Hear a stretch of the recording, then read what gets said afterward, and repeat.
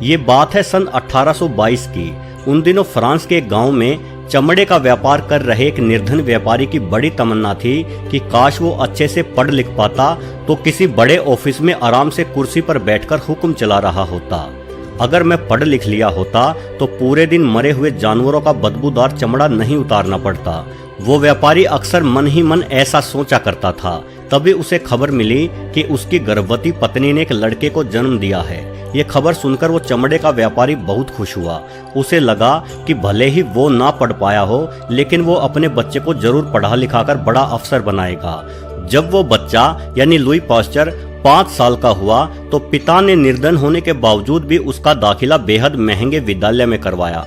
किंतु पिता को तब बहुत दुख हुआ जब उन्होंने पाया कि उनका बच्चा पढ़ाई में बेहद कमजोर था। कक्षा के साथी छोटे लुई को मंदबुद्धि कहकर उसका मजाक उड़ाते थे। वैसे लुई बहुत ही मेहनती थे। स्कूल में जाने के साथ साथ पिता के काम में भी उनका हाथ बटाते थे। तभी अचानक से एक अनहोनी घटना घटी। असल में जिस गांव में लुई और उसके पिता रहा करते थे वो गांव जंगल के बेहद करीब था और उस जंगल में काफी भेड़िया रहा करते थे।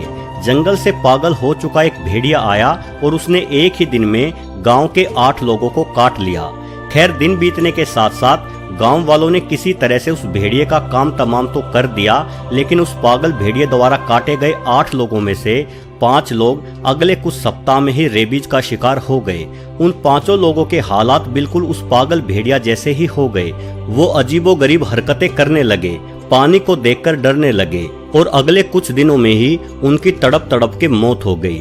बालक लुई ने उन लोगों का तड़पना देखा। वो छोटे होने के बावजूद भी हर तरह से उनकी मदद करना चाहते थे, किंतु उन लोगों की मदद एक बालक क्या दुनिया का कोई बड़े से बड़ा डॉक्टर नहीं कर सकता था, क्योंकि रेबीज यानी हाइड्रोफोबिया पूर्ण रूप से लाइलाज बीमारी है। गांव वालों के लिए कोई नई बात नहीं थी। अक्सर जंगल से पागल भेड़िया या कोई पागल कुत्ता गांव वालों को काट लेता था, जिससे रेबीज की वजह से लोगों की मौतें होती रहती थी। किंतु बालक लुई ने ये अपने जीवन में पहली बार देखा था।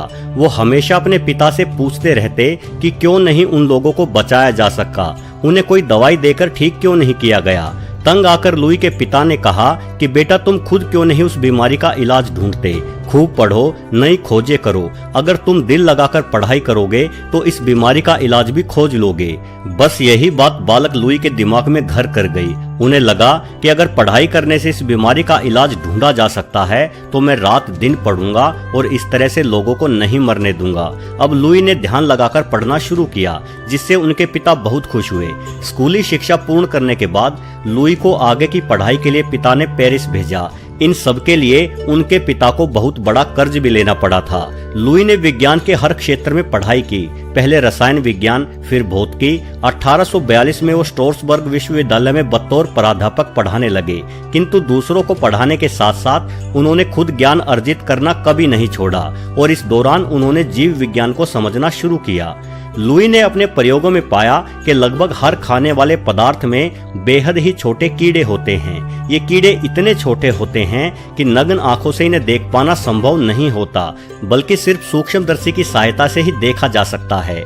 लुई ने इन कीड़ों को जीवाणु का नाम दिया। इससे पहले जीव विज्ञान के क्षेत्र में जीवाणु जैसे किसी जीव के बारे में कोई भी नहीं जानता था। लुई ने जाना कि इन जीवाणुओं की वजह से ही खाने पीने की चीजें जल्दी ही खराब हो जाती हैं। उन्होंने देखा कि ये जीवाणु अधिक तापमान बर्दाश्त नहीं कर पाते। उन्होंने दूध को 75 डिग्री सेल्सियस पे गर्म करके तुरंत ठंडा किया तो पाया कि अब दूध पहले की तरह जल्दी से खराब नहीं होता, क्योंकि गर्म करके ठंडा करने के कारण दूध के सभी जीवाणु मारे गए। वास्तव में दूध के अंदर मौजूद जीवाणु ही दूध को खराब करते थे।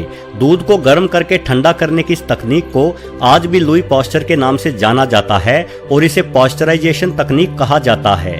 अब लुई पास्चर के दिमाग में एक विचार आया कि जिस तरह से ये जीवाणु हर खाने पीने की चीजों में पाए जाते हैं, तो हो सकता है उसी तरह से ये जीवाणु हमारे शरीर में भी पाए जाते हों और यही जीवाणु हमें बीमार करते हों। हो ना हो रेबीज के लिए भी यही सूक्ष्म कीड़े जिम्मेदार हैं। उन्होंने सोचा अगर किसी तरह से मैं रेबीज के उन कीड़ों की पहचान करके उन्हें खत्म करने का तरीका समझ लूं तो संसार को सदा के लिए इस जानलेवा बीमारी से छुटकारा मिल सकता है। बस इसके बाद लुई साहब ने ना रात देखा ना दिन। उन्हें जहां कहीं किसी रेबीज हो चुके कुत्ते या भेड़िया देखे जाने की खबर मिलती वो तुरंत वहां पहुंच जाते। फिर भले ही वो जानवर उन्हें काटकर खुद उन्हें ही रेबीज का शिकार बना दे, लेकिन वो हर हाल में अपनी जान जोखिम में डालकर उस जानवर को पकड़ते और उसके रक्त की जांच करते। उन्हें न खाने की सुध होती न खुद के परिवार की।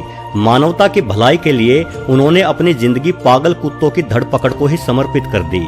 परिवार की तरफ ध्यान ना दिए जाने के कारण उनकी पत्नी भी उनसे नाराज रहने लगी, किंतु लुई पास्चर को अपने त्याग का परिणाम मिला। उन्होंने रेबीज के वायरस की पहचान कर ली। उन्होंने जाना कि पागल कुत्ते या भेड़िए जैसे जीवों के शरीर के साथ साथ लार में भी यह वायरस मौजूद होता है, और जब रेबीज से प्रभावित जानवर किसी इंसान या अन्य स्वस्थ जानवर को काटता है तो उसके मुंह की लार से निकला रेबीज वायरस घाव के माध्यम से स्वस्थ जानवर के शरीर में प्रवेश कर जाता है और उस दूसरे जानवर को भी रेबीज से संक्रमित कर देता है। लेकिन अब सबसे बड़ी चुनौती थी कि शरीर के अंदर पहुंच चुके इस वायरस को नष्ट कैसे किया जा सकता है। अब दूध की तरह मानव शरीर को तो उबाला नहीं जा सकता। पास्चर साहब का ये भली भांति मानना था कि हमारे शरीर के अंदर सभी प्रकार के रोगों से लड़ने के लिए एक शक्ति छुपी हुई होती है जिसे हम इम्यून सिस्टम या रोग प्रतिरोधक प्रणाली कहते हैं। लेकिन वो समझ नहीं पा रहे थे कि हमारे शरीर की रोग प्रतिरोधक प्रणाली रेबीज के वायरस से लड़ने में हार क्यों मान जाती है। तभी उनके किसी दोस्त ने उन्हें अपनी मुर्गियों में फैले गए किसी हैजे जैसे रोग के बारे में बताया। उनके दोस्त ने कहा कि एक एक करके उनकी सभी मुर्गियां मर रही हैं। लुई पास्चर ने अपने प्रयोग उन बीमार मुर्गियों के साथ शुरू कर दिए। उन्होंने पाया कि कुछ ऐसे भी जीवाणु या विषाणु होते हैं जो किसी भी जीव की रोग प्रतिरोधक क्षमता को चकमा दे देते हैं। यानी हमारी रोग प्रतिरोधक क्षमता उस विषाणु से लड़ तो सकती है और उसे नष्ट भी कर सकती है, किंतु वो विषाणु हमारी रोग प्रतिरोधक क्षमता से छुपकर अपना कार्य करता है।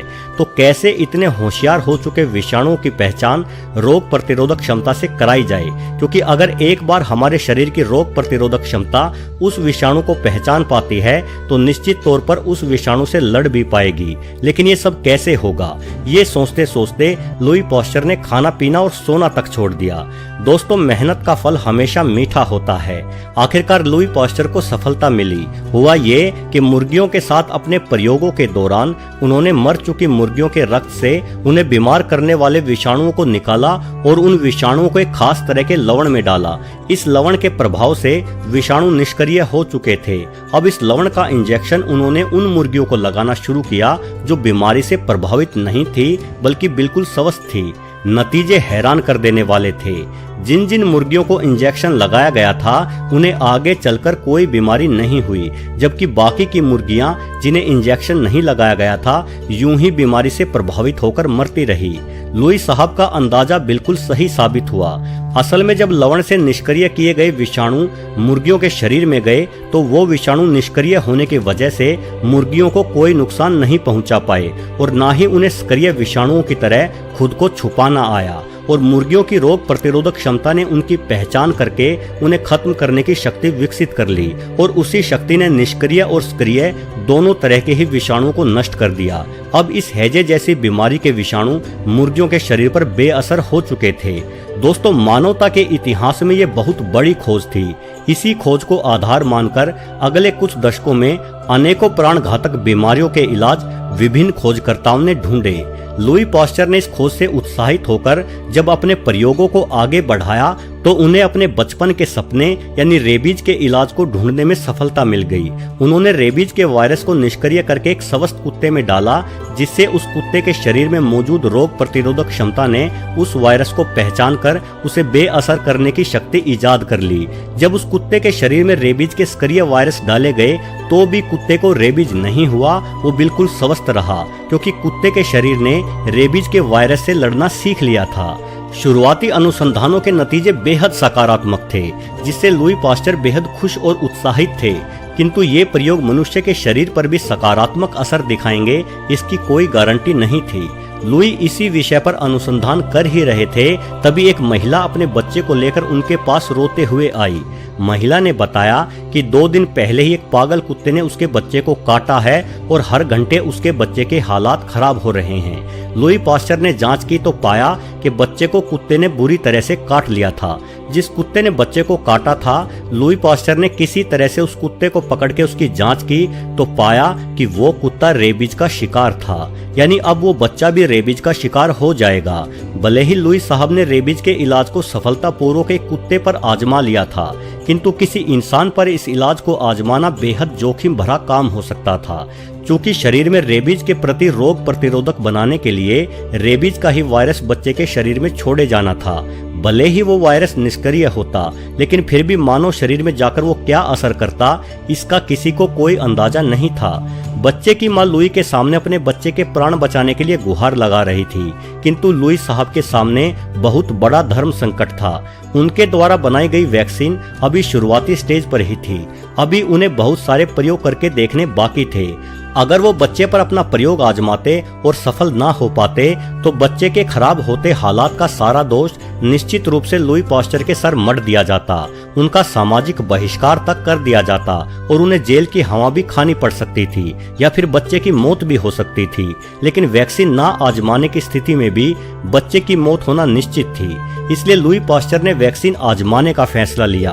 उन्होंने शुरुआत में कम मात्रा में निष्क्रिय रेबीज वायरस बच्चे के शरीर में इंजेक्ट किए, फिर वो प्रतिदिन डोज बढ़ाते रहे।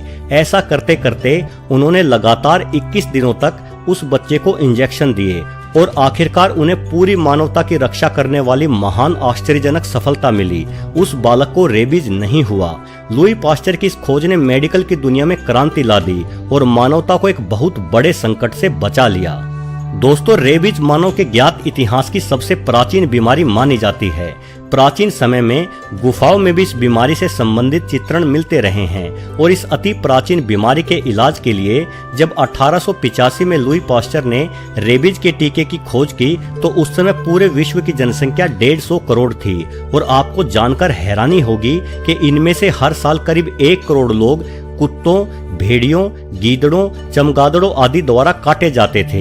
ये तमाम जानवर रेबीज के प्रमुख जनक हैं। आप अंदाजा लगा सकते हैं कि लुई द्वारा इजाद किए गए रेबीज के टीके ने आज तक कितने करोड़ लोगों की जानें बचाई होंगी।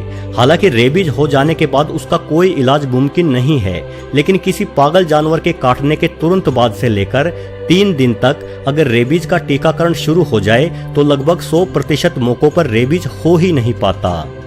इस महान उपलब्धि के बाद लुई को फ्रांस सरकार ने सम्मानित किया और उनके नाम से पास्चर संस्थान की स्थापना की गई। किंतु लुई पास्चर समाज का भला करने की धुन में खुद के परिवार का ख्याल नहीं रख पाए। जिस समय वो रेबीज के टीके के लिए अनुसंधान कर रहे थे, उसी दौरान उनकी 3 बेटियों में से 2 की मौत ब्रेन ट्यूमर की वजह से हो गई और तीसरी बेटी टाइफाइड का शिकार होकर चल बसी। बच्चियों की मौत के बाद लुई पास्चर की पत्नी को अपने पति के सहारे की बहुत जरूरत थी, लेकिन उन दिनों लुई समाज की भलाई के लिए रेबीज के इलाज को लेकर नित नए प्रयोग करते रहते थे। वो या तो समाज की भलाई के लिए समय निकाल सकते थे या पत्नी के लिए। उन्होंने समाज को चुना। अकेला पड़ जाने के कारण ही लुई की पत्नी मानसिक रोग का शिकार हो गई। थोड़े समय बाद लुई पास्चर का आधा शरीर भी लकवाग्रस्त हो चुका था। बावजूद इसके वे अनुसंधान जारी रखे हुए थे। 1895 में 73 साल की उम्र में लुई पास्चर की मृत्यु हो गई। बहरहाल मानवता की रक्षा में उनका योगदान अतुलनीय है। आप खुद सोचिए कि लोगों की जान बचाने के लिए